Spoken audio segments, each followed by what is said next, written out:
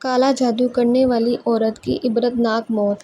بحیثیت ڈاکٹر میری پیشہ ورانہ زندگی میں سب سے عبرتناک موت میری اس مریضہ کو آ رہی تھی۔ اسے دیکھ کر مجھ سمیت سارا عملہ اللہ سے اپنے گناہوں کی معافی مانگ رہا تھا۔ مریضہ کا نام سمرا تھا۔ سمرا کو فالج کا اٹیک ہوا تھا۔ فالج کے اٹیک کی وجہ سے سمرا کا دل سکڑتا جا رہا تھا۔ بطور ڈاکٹر میں جانتا تھا سمرا کا بچنا اب ناممکن ہے، لہٰذا میں نے اپنی مریضہ سمرا کے بیٹے مسعود کو بتا دیا تھا کہ آپ کی والدہ کے پاس فقط ایک ہفتہ ہے، میں دوائیاں لکھ دیتا ہوں، آپ انہیں گھر لے جائیں، جب تکلیف ہو تو دوا کھلا دیں۔ میری بات ابھی مکمل نہیں ہوئی تھی کہ مسعود کی بیوی اور سمرا کی چہیتی بہو بول اٹھی تھی، نہیں، سمرا کو گھر نہیں لے جا سکتے۔ سمرا جب تکلیف کی شدت کی وجہ سے آؤ بکا کرتی ہے تو میری نیند خراب ہو جاتی ہے اور بچے بھی ڈر جاتے ہیں۔ سمرا کی بہو کے سمرا کے بارے میں کہے گئے الفاظ سن کر بے اختیار میرے ہاتھ کانوں تک گئے تھے، میرے منہ سے استغفر اللہ نکلا تھا۔ میں مسعود کی طرف دیکھا جو سر جھکائے بے بس کھڑا تھا، جیسے بیوی کے فیصلے کی تائید کرنے کے لیے ہمت جمع کر رہا ہو۔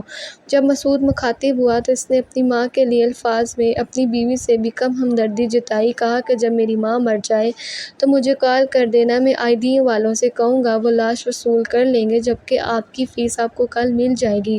اور پھر واقعی کل ایک چیک میری میز پر پڑا تھا۔ دوسری طرف مریضہ کی حالت انتہائی خراب تھی، اچانک سے تکلیف کی شدت بڑھ جاتی، کبھی مریضہ کہتی میرے بیٹے مجھے کفن نہ پہناؤ، میں زندہ ہوں، کبھی کہتی میری قبر بہت تنگ ہے، میں اس میں نہیں رہ سکتی، کبھی مریضہ کو لگتا کہ بہت بڑا سانپ مریضہ کو ڈسنے لگا۔ مریضہ کی حالت اور باتیں سن کر مریضہ کے سر پر بیٹھی نرس خوفزدہ ہو کر بھاگ جاتی۔ مریضہ کو آج ہسپتال میں تیسرا دن تھا اور 3 دن سے مسلسل سارا عملہ اتنا خوفزدہ ہو چکا تھا کہ فیمیل نرس نے ہسپتال میں مزید کام کرنے سے انکار کر دیا۔ مریضہ کی آہ بکا سے باقی مریض بھی پریشان تھے، عورتیں انتہا کی خوفزدہ تھیں۔ مریضہ کا دل آدھے سے زیادہ سکڑ چکا تھا، خون کی سپلائی کم ہو چکی تھی، مریضہ کی تکلیف میں اضافہ ہو چکا تھا۔ مقام حیرت تھا کہ پھر کبھی مریضہ کا بیٹا اور بہو ہسپتال نہیں آئے تھے۔ اب میری مریضہ کا آخری وقت قریب تھا۔ میں نے مریضہ کے کمرے میں نرس کو قرآن پاک پڑھنے اور باوضو رہنے کی تلقین کر رکھی تھی۔ میں میڈیکل علاج کے ساتھ روحانی علاج کا بھی قائل ہوں، میں چاہتا تھا اس کلام کے صدقے ہی صحیح مگر میری مریضہ کا آخری وقت پرسکون ہو۔ تلاوت قرآن سے مریضہ بہت حد تک پرسکون رہنے لگی۔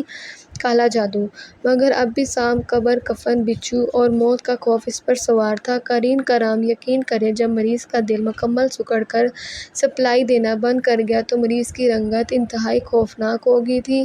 مریض کی موت واقع ہوئی تھی۔ انتہائی عبرتناک منظر تھا۔ جب مریض کے بیٹے کو اطلاع دی گئی تو اس نے یہ کہتے ہوئے آنے سے انکار کر دیا کہ وہ بزنس کے سلسلے میں شہر سے باہر ہے۔